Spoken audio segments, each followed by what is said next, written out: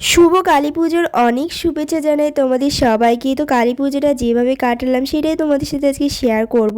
আর যেহেতু আমরা নিজেরাই পুজোটা করি তার জন্য কিন্তু পুজো নিয়ে অনেক বেশি এক্সাইটমেন্ট থাকে আমাদের। তো এখানে যাদেরকে দেখতে পাচ্ছ আমরা সবাই কিন্তু পুজোটা করি, যদিও ভিডিও ক্লিপসে অনেকেই মিসিং আছে। এখানে এই যে পুজোর আগের দিন সবাই মিলে মাকে আনতে যাওয়া হয়েছিল। এরপর এখানে দেখো মাকে নিয়ে চলেও আসা হয়েছে পুজো মণ্ডপে। এসেই প্রথমে সবাই মিলে এখানে বরণ করে নেওয়া হলো, এরপর মাকে পুজো মণ্ডপে বসানো হলো। এরপর এখানে কালী পুজোর দিন আমরা সবাই মিলে মায়ের গায়ে হলুদের অনুষ্ঠান করেছিলাম, তার জন্য এখানে দেখো জল ভরা হলো।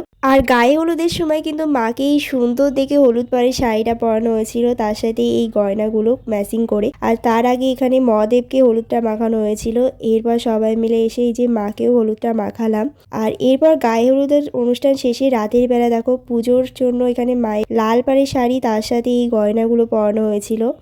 এখানে এই যে পুরোপুরি সাজানো কমপ্লিট হয়েও গেছে আর ভীষণই সুন্দর লাগছিল। তো তোমাদের কেমন লাগছে অবশ্যই কমেন্ট করে জানাতে ভুলো না।